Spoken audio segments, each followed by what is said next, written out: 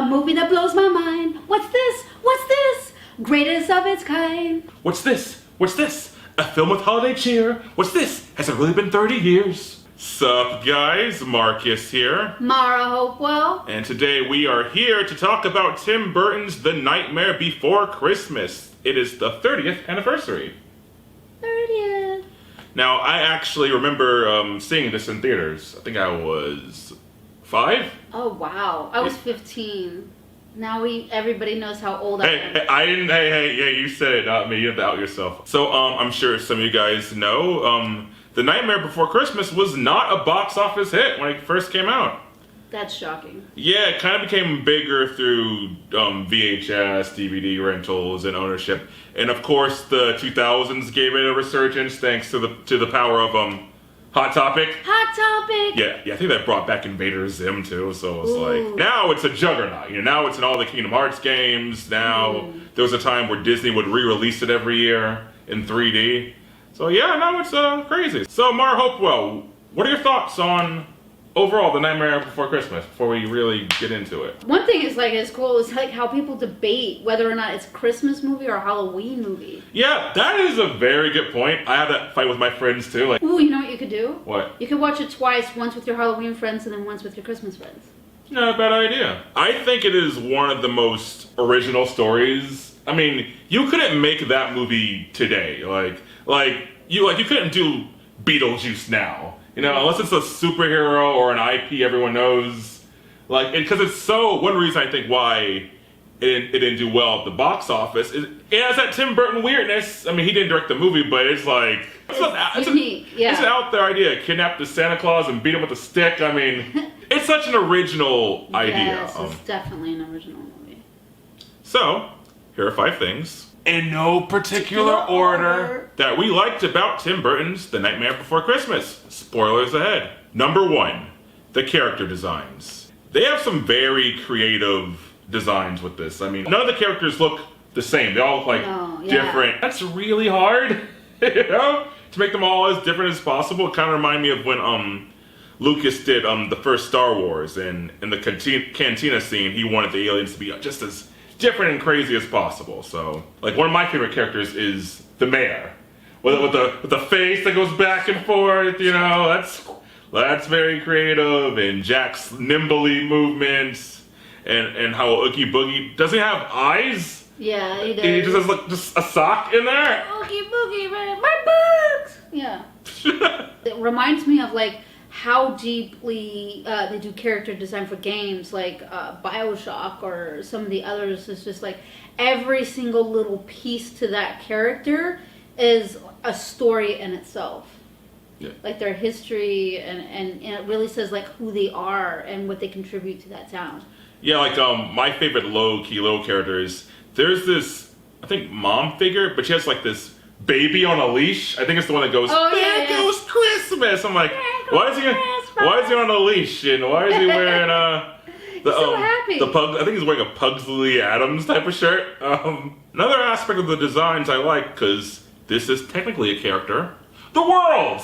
The world, Yes. The character in itself. Like when Jack is walking. And then the landscape just keeps stretching out to be able to, so he can keep walking as far as he wants. I think that's my so natural. favorite setting. I have one. This is a me opinion. It's a Marcus. I think this is the ugliest Santa that I've seen on a film. There is a very cone shape to this Santa. Obviously, he kind of shuffles around, but he doesn't look. I mean, obviously because of what's happening to him. He doesn't seem that jolly to me. I wouldn't be jolly either. I'd be like, what's that? What are you doing, Mr. Oogie Boogie? Yeah, I mean, there is an implication with the Oogie Boogie scene. I'm gonna do the best I can. All right, number 2.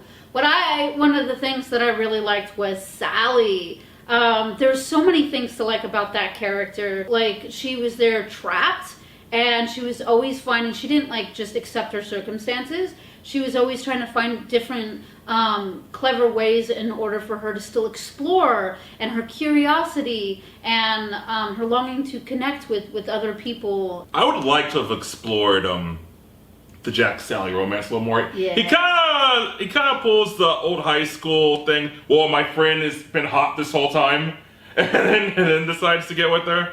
It was crazy how she kept drugging the doctor. And he kept falling for it over and over. Frog's breath. Well, yeah, she didn't hurt him. She knew it wasn't going to hurt him, but she was like, there's no way you're going to lock me in and keep me confined for your own pleasure. Like, she was going to go out there and explore and have her life. I think Sally really wanted to be free, of course. Yes. But she wanted to be free with Jack, you know. Number 3, the music. Okay, so I think this might be my favorite Danny Elfman soundtrack. Wow. Let's stay again. He was also doing Oingo Boingo at the same time, so Oh, he wow. was writing like crazy. Yeah, of course, Danny Elfman is the singing voice for Jack Skellington. And you can tell because his Jack sounds a little more dramatic, a little more like Mark Hamill's Joker. I love almost every song Jack's Lament I sung through college all the time. Wow. I don't know what it is. It's a great song, but you know, Yeah. wanting more, longing. I just liked the funness of, to a guy in Kentucky, I'm Mr. Unlucky, and since I am dead, I can take off my head, Just fun little wordplay like that. I really enjoy. Yeah, it's kind of like, it reminds me of kind of like the Little Mermaids, kind of like the longing for that other world. Well, yeah, I mean, that's classic Disney, right? I really like the Oogie Boogie song. Got the dice, the skulls, and the whoa. Oh, I'm pretty scared. It's probably the most different looking color-wise, because there's a lot of neon in that song. Yeah, there is a lot of the greens, but against the juxtaposition of the black. When I was in elementary school, I used to always say, "You're joking! You're joking! I can't believe my eyes!" Kidnap the Santa Claus. This is where I'm like, Oh, that's how a did dark you one. get away with this for kids? Because most of that song is about, trapping him and also killing him. Because I think if kids weren't singing that song, I think that's how they got away with it. Sally's song, my goodness. That one is so sad. That one, like, so beautiful, the longing. For me, it's the iconic song. Amy Lee does a great cover of that song. Yes, she does. The iconic song besides Sally's song is, of course, What's This? I mean, that's the, we all know it to a degree. It's so good. There's one little thing I like about What's This? There's these elves going, la la la la la. Like, there's that Danny Elfman weirdness in there. This Is Halloween is a great way to start the movie.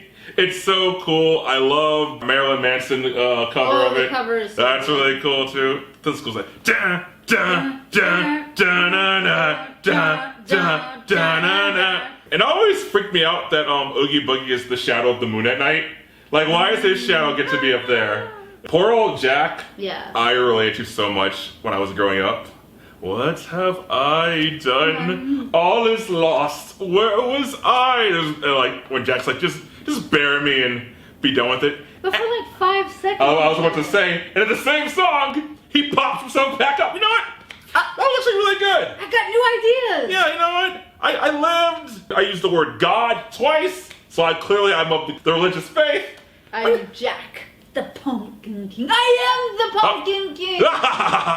There's one part that always weirded me out. At the end of Sally's song, she goes, I am not the one. Yeah. Sad music.